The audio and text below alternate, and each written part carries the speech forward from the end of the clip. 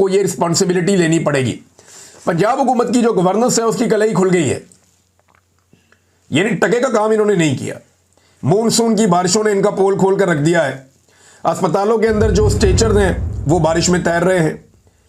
कई अस्पतालों के अंदर जो है वो पानी जमा है। इससे पहले हमने ऐसा नहीं देखा, यानी बहुत कम कभी ऐसे मनाजिर देखे। कहीं ना कहीं कोई गवर्नेंस मौजूद रहती थी, लेकिन अस्पतालों के अंदर पानी तैर रहा है, सड़कों पे हर जगह पानी खड़ा हुआ है। और ये मॉनसून की बारिशें, पहले कंट्रोल किया जाता था, अब कंट्रोल भी नहीं हो रहा। हालांकि उस्मान बुज़दार की हुकूमत में इन्होंने पंजाब के कई इलाकों में ज़ेरे ज़मीन बड़े बड़े एरियाज बनाए थे, पॉन्ड्स, जिनके अंदर पानी जमा हो जाता था।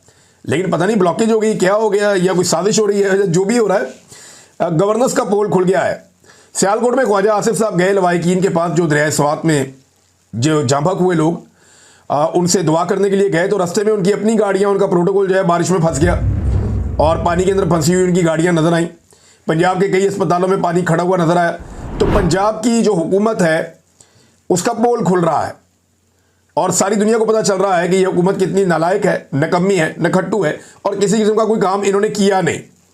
नादरीन, इन्हीं बारिशों ने खैबर पख्तूनख्वा की हुकूमत को एक बड़े इम्तिहान में डाला और उससे भी बड़ा इम्तिहान अब सामने आ गया है। खैबर पख्तूनख्वा की हुकूमत ने जब इंक्वायरी करवाई है तो कुछ चीज़ों को उन्हें पता चला कि तजावज़ात बहुत ज़्यादा बनाई गई हैं दरिया के रास्ते में, और उन तजावज़ात की वजह से जानी नुकसान होता है। हर मरतबा जब सैलाब आता है या पानी में तुग़यानी आती है दरिया स्वात में, तो नुकसान बहुत होता है, क्योंकि वहाँ पे बहुत सारी रुकावटें खड़ी की गई हैं, तजावज़ात बनाई गई हैं। लोगों ने होटल तामीर कर लिए हैं, लोगों ने रेस्टोरेंट्स बना लिए हैं, बहुत सारा बिजनेस उनके अंदर कर लिया दरिया के अंदर, और उसकी वजह से लोग जाँ बहक भी होते हैं। अब खैबर पख्तूनख्वा के लिए, हुकूमत के लिए एक बहुत बड़ा इम्तिहान है। शीरीज़ादा वहाँ पे एक सीनियर जर्नलिस्ट हैं, स्वात प्रेस क्लब के साबिक सदर भी हैं। वो ये कहते हैं कि स्वात से आने के बाद चीफ सेक्रेटरी की हदायत पर दरिया स्वात के किनारे कायम तमाम नाजायज़ तजावज़ात के खिलाफ ऑपरेशन शुरू कर दिया गया है। यानी सारी तजावज़ात गिराई जा रही हैं, ऑपरेशन शुरू हो गया है, मशीनरी पहुँच गई है, काम हो रहा है।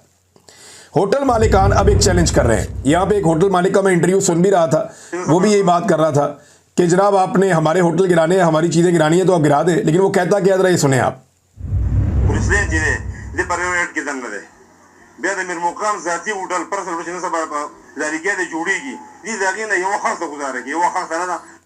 ये पश्तो में बात कर रहे हैं। एक्चुअली वो ये कह रहे हैं कि अमीर मुकाम और गुलाम अली के होटल, गुलाम अली जो है वो साबिक गवर्नर हैं खैबर पख्तूनख्वा के, और इनका ताल्लुक जो है वो JUIF से है, फजलुर रहमान साहब की पार्टी के हैं, रिश्तेदार भी हैं शायद फजलुर रहमान साहब के। ये तो हाजी गुलाम अली साहब जो है उनका भी होटल है वहाँ पे दरिया स्वात में और तजावज़ात में है। अमीर मुकाम जो है उनका भी दरिया के ऊपर होटल बना हुआ है। तो उन्होंने कहा जी हमारे होटल तो आप गिरा रहे हैं। ये जो होटल मालिक है वो ये कह रहा है, मैं मान जाऊंगा अगर उनके होटल की एक ईंट भी आप हटा दें, ये वो कह रहा है। मैं अब स्वात में जो है वो तजावज़ात के खिलाफ जारी ऑपरेशन में मकामी होटल के मालिक ने हुकूमत को एक बड़ा चैलेंज कर दिया, और ये एक ने नहीं किया, बहुत सारे लोगों ने किया। शीरज़ादा साहब लिखते हैं कि होटल मालिकान का कहना है कि क्या इंतज़ामिया वफाकी वजीर अमीर मुकाम और साबिक गवर्नर गुलाम अली के होटल पर हाथ डाल सकेगी?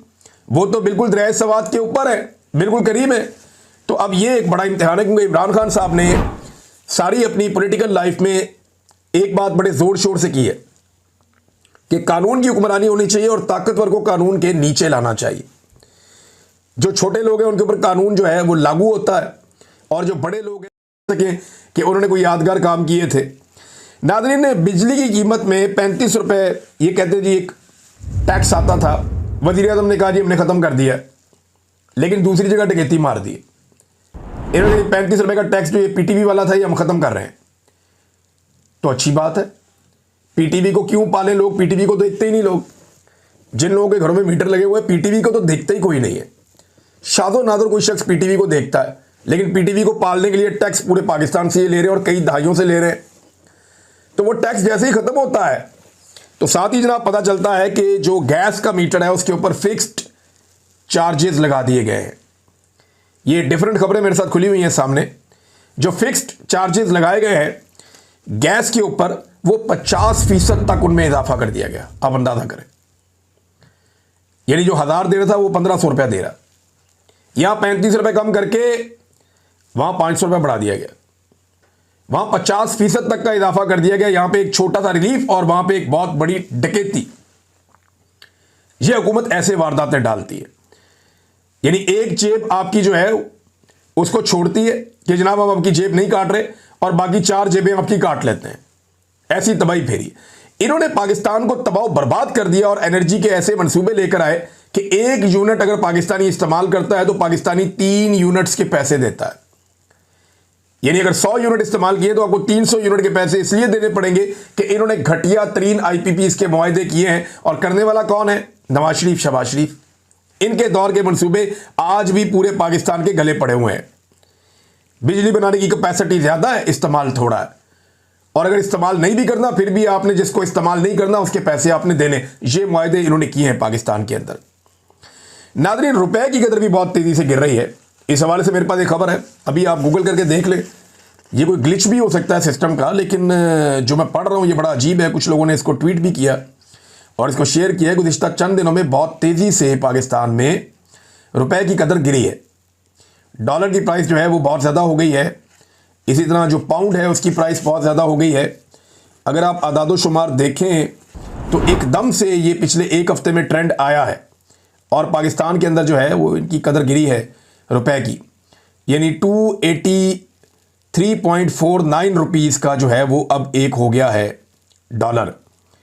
ये बहुत महंगा हो गया है डॉलर। और अगर आप चले जाएं पाउंड पे तो पाउंड की कीमत भी इसी तरह बढ़ गई है, वो लगभग 390 रुपये के करीब पहुंच गया है। तो ये मौजूदा हुकूमत ने पाकिस्तान को तोहफा दिया और कहते हैं ये मईशत ठीक हो रही है। भाई अगर जिस मुल्क की मईशत ठीक हो रही होती है उसके रुपए की कदर बढ़ रही होती है ना, सिंपल फार्मूला है। हमारे रुपए की कदर बढ़ नहीं रही, उस मुल्क में सरमायाकारी आ रही होती है, यहाँ पे सरमायाकारी आ नहीं रही। ये बार बार हर चंद दिनों के बाद ये हुकूमत दावा करती है कि सरमायाकारी आ रही है, सरमायाकारी आ रही है। तो पाकिस्तान में पहुँचता क्या है? अलबैक का चिकन पहुँच जाता है या छोटे मोटे 1-2 मनसूबे पहुँच जाते हैं। और पाकिस्तान को मिलता क्या है? कौन सी सरमायाकारी है जो ये लोग पाकिस्तान के अंदर लेकर आए हैं?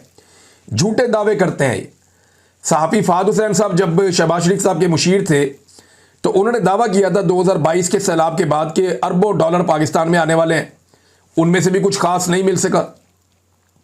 बिलावल ने बड़े बड़े दावे किए कि मैंने इतना पैसा प्लज कर दिया, कहाँ पे वो पैसा? आज तक नहीं आ सका। दावे और वादे तो ये करते हैं अरबों डॉलर की इन्वेस्टमेंट के, और पाकिस्तान में लेकर के आते हैं चाइना का कर्जा, सऊदी अरब का कर्जा, UAE का कर्जा, IMF का कर्जा, वर्ल्ड बैंक का कर्जा। ये सिर्फ कर्जा लेकर आते हैं और कर्जों से कभी भी आप तरक्की नहीं कर सकते। कर्जों से आप गुजारा कर सकते हैं, धक्का लगा सकते हैं, कर्जों से आप तरक्की नहीं कर सकते। ये फार्मूला ही गलत है। मुजम्मल असलम साहब ने भी कहा जनाब कि ये एंड में पाकिस्तान को मिलता क्या है? अलबैक का चिकन मिल जाता है और कुछ नहीं निकलता है।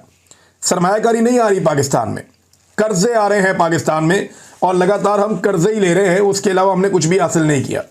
नाज़रीन, शहबाज शरीफ ने चौधरी निसार अली खान साहब से मुलाकात